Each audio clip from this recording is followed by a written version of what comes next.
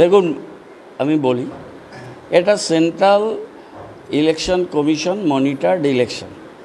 কেন? ওয়েব ক্যাম আছে এখানে, সিসি ক্যামেরা মনিটরড আছে বিভিন্ন জায়গায় জায়গায়। আজকে সকাল থেকে শিখা দেবী তিনি একটা উদ্দেশ্য প্রণোদিত গণ্ডগোল বাঁধানোর চেষ্টা করছেন। ক্যান্ডিডেট যখন বুথের ভিতরে যাচ্ছেন, ভোটের লাইনে তিনি ভোটারদের প্রভাবিত করছেন। সমস্ত ছবি আমাদের কাছে আছে।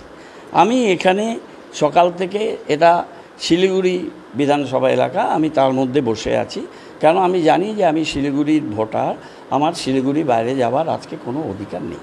আমি ডাবগ্রাম ফুলবাড়িতে যেতে পারি না, যেহেতু আমি ওখানকার ভোটার নই, আমি এখানটায় আছি। উনি বিধায়কের কোনো এক্সট্রা স্ট্যাটাস নেই ভোটের দিন, এটা বুঝতে হবে।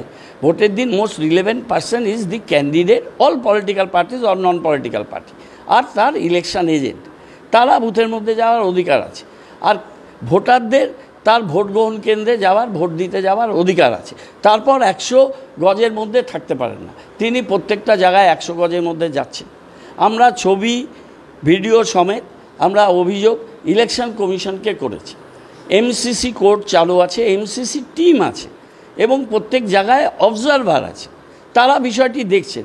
উনি 33 নম্বর ওয়ার্ডে ফুলবাড়ি 1, 2, ডাবগ্রাম 2 এর বিভিন্ন বুথে ঢুকলেন, ক্যান্ডিডেটের সাথে ঢুকলেন, যেটা উনি পারেন না। উনি দলবল নিয়ে ঢুকলেন, সেটা তিনি পারেন না। এবার তিনি সারদা হার্ডওয়ারের সামনে, সবাই জানে যে এটা লেক টাউনের মেন রাস্তার লাইফ লাইন, যেখান দিয়ে গাড়ি টাড়ি সমস্ত কিছু যাতায়াত করে এবং ওর আশেপাশে ভোটগ্রহণ কেন্দ্র আছে। ওখানে উনি ভিড় করে দিলেন, ওখানে উনি ওনার বক্তব্য রাখছেন। ওখানে কিন্তু তৃণমূলের একটা লোকও নেই, কেননা তৃণমূলের কর্মীদের নির্দেশ দেওয়া ছিল যে বিজেপি বিধায়িকা যা করুক আপনারা কেউ কাছাকাছি যাবেন না। তারা কেউ কাছাকাছি যায়নি। ওখানে উনি প্রায় 1 ঘন্টা 2 ঘন্টা থাকলেন। আমাদের থেকে ইলেকশন কমিশনকে আমরা কমপ্লেন করলাম যে এটা ইলেকশনে বিধি ভঙ্গ হচ্ছে। ভোট গ্রহণ কেন্দ্রে যাবার পথে রাস্তার মধ্যে লোকজন নিয়ে, গাড়ি নিয়ে এরকম একজন তিনি থাকতে পারেন না। তিনি ওই ভোট গ্রহণ কেন্দ্রের ভোটারও নন, তিনি ওখানে একটা বিশৃঙ্খলা সৃষ্টি করছেন এবং ভোটারদের উনি প্রভাবিত করছেন, যেটা উনি ওইভাবে করতে পারেন না। উনি বুথের ভিতরে গিয়ে বিভিন্ন জায়গায় করেছেন এবং এখানেও করেছেন। আর উনি বলছেন গৌতম দেব অবাধে ঘুরে বেড়াচ্ছে। এর থেকে তো মিথ্যা কথা হতে পারে না। এই বাড়িতে সিসি ক্যামেরা আছে, এই বাড়িতে আমি কখন ঢুকেছি আশেপাশের মানুষ জানে। আর এটা তো একটা দেখাতে হবে আমি কোথায়। এই আমার বাড়ি টু ডাবগ্রামের এইখানটায় আমার প্রবেশ ছাড়া আজকে কোনো জায়গায় জায়গায় সিসি ক্যামেরা আছে, এখানে সিসি ক্যামেরা আছে। তারপর যদি এত নির্লজ্জ, আমি মিথ্যা কথা, মিথ্যাবাদী, এগুলো ওনাকে আমি বলতে চাই না। আমি কলতলা ঝগড়া করতে পারবো না, ওই স্ট্যাটাস, ওই পজিশান আমার নয়। আমি এটা করব না, বলবো না। আমি বলবো যে একটু তো রহম করো, একটু তো শরম করো। তুমি একজন শিক্ষিকা ছিলে প্রাইমারি, তুমি তো মিনিমাম তুমি একটা শিক্ষার পরিচয় দাও, শিক্ষিকার পরিচয় দাও। এত মিথ্যাচার কেন?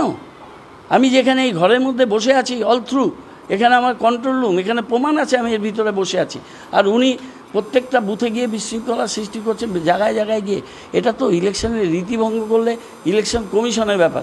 উনি ইলেকশন কমিশন বলুন, এটা তো সেন্ট্রাল ইলেকশন কমিশন ইলেকশনটা করছেন এবং সমস্ত ছবিগুলো আছে, ওরা দেখে বিচার করবেন। উনি একটা সিচুয়েশান তৈরি করতে যাচ্ছেন, সেই সিচুয়েশনে ফুটেজ উনি লোককে দেখাবেন। এখানে মানুষ বিজেপির বিরুদ্ধে, উনি সেইটাকে এই সমস্ত সিচুয়েশান করে কিছু ভোট ডাইভার্ট করার চেষ্টা করছেন।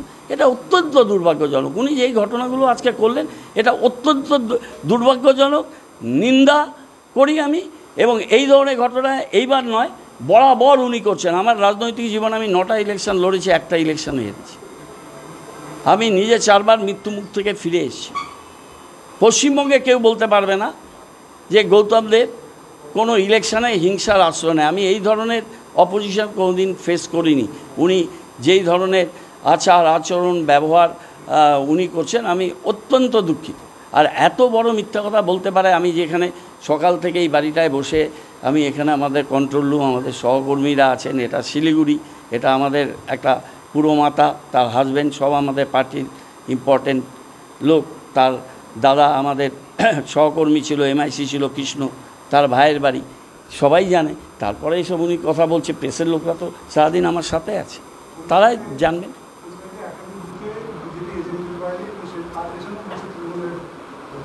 এখন আমি তো এটা করতে পারবো না। 38 নম্বর ওয়ার্ডে ওদের বুথের বাইরে লোক নেই, কোন বুথে ওদের লোক নেই। এটা তৃণমূল তো এটা দায়িত্ব নিয়ে ওদের বুথের এজেন্ট আর ওদের বুথের বাইরে কর্মী বসিয়ে দিতে তো পারবে না। শিখাদেবী, আপনাকে ধন্যবাদ। আপনাদের আমি লোক দিতে পারলাম না, বিজেপিকে লোক দিতে পারলাম না। বিজেপির লোকটা বিজেপি চেষ্টা করুক 26 সালে যাতে লোক দিতে পারে, বা আগামী অন্য কোনো দিন দিতে পারে। আমার মনে হয় কিছুই দিতে পারবে না। আর এরকমভাবে নাটক করতে গেলে ওনার চিতপুরে যাত্রাপালায় নাম লেখানো উচিত। ওটাই ওনার আসল জায়গা।